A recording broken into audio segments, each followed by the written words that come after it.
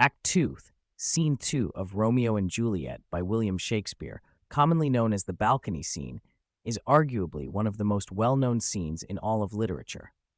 The scene opens in the orchard of the Capulet house, where Juliet has just retired for the night. Unbeknownst to her, Romeo is hiding in the orchard, having remained behind after sneaking into the Capulets' party. Juliet steps out onto her balcony, not knowing Romeo is nearby. She begins to speak aloud, musing about her love for Romeo and her frustration that he is a Montague, her family's sworn enemy. She asks, "Wherefore art thou Romeo?" often misinterpreted as, "Where are you, Romeo?" It indeed means, "Why are you, Romeo?" It is a lamentation about his identity as a Montague, wishing he could be any other name and therefore not an enemy.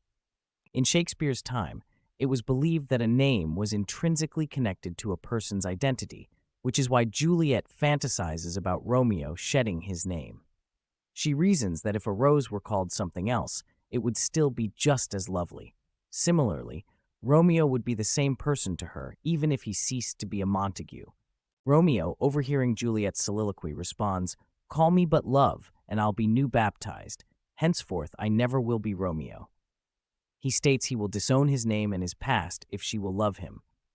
Overjoyed to hear this, Juliet warns Romeo that her kin might kill him if they see him there.